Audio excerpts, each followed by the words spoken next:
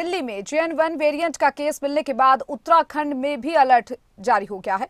दिल्ली में कोरोना के JN1 variant का पहला मरीज मिल चुका है और उत्तराखंड में भी स्वास्थ्य विभाग अलर्ट हो गया है।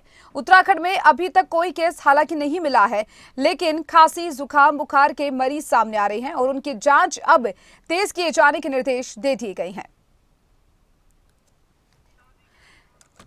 चलिए, हमारे साथ ब्यूरो चीफ राशिफात अली हमारे साथ जुड़े हुए हैं। राशिफात, कोरोना की बात करें तो कोरोना का JN1 वेरिएंट अब लगातार देखा जाए, जहां दिल्ली में एक केस मिल चुका, उसके बाद उत्तराखंड में भी स्वास्थ्य विभाग अलर्ट हो गया है। अगर उत्तराखंड की बात करें तो क्या कुछ स्थिति वहां पर देखने को मिल रही है?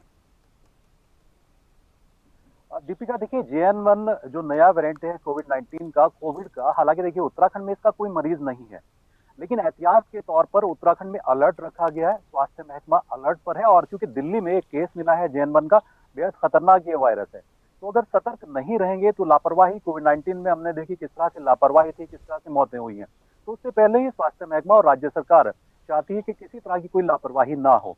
JN1 का देखिए उत्तराखंड में कोई केस नहीं, लेकिन अलर्ट इसलिए है कि अगर इस तरह के केसेस आते हैं तो उनके इलाज के लिए आइसोलेशन वार्ड जो है वो तैयार कर दिए गए हैं।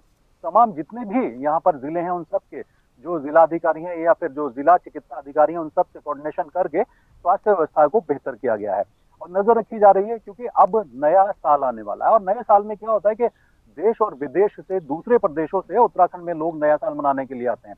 और ये जो दिक्कतें हैं, क्योंकि बाहर के प्रदेश से आते हैं, अगर किसी को JN1 का जो वायरस है वो बीमार होगा तो जाहिर सी बात है कि अगर लापरवाही होगी तो वो बीमारी JN1 का जो वायरस है वो उत्तराखंड में भी आएगा।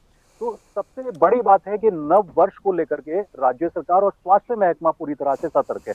अगर किसी तरह के लक्षण कुछ नजर आते हैं, सिम्टम्स नजर आते हैं, डॉक्टरों को यह हिदायत दी गई है कि उनका डाटा तैयार किया जाए, दूसरा इलाज के लिए जो आइसोलेशन वार्ड है वो बेहतर तरीके से बनाए जाए, किसी तरह की कोई दिक्कत ना हो। हालांकि अभी उत्तराखंड में JN1 का, एक बार मैं फिर से बता दूं कि किसी तरह की कोई दिक्कत नहीं है, क्योंकि पर्यटक हमेशा से डर जाते हैं न्यूज देख करके, कहीं ऐसा ना हो कि उत्तराखंड में इस तरह के कोई मरीज हो।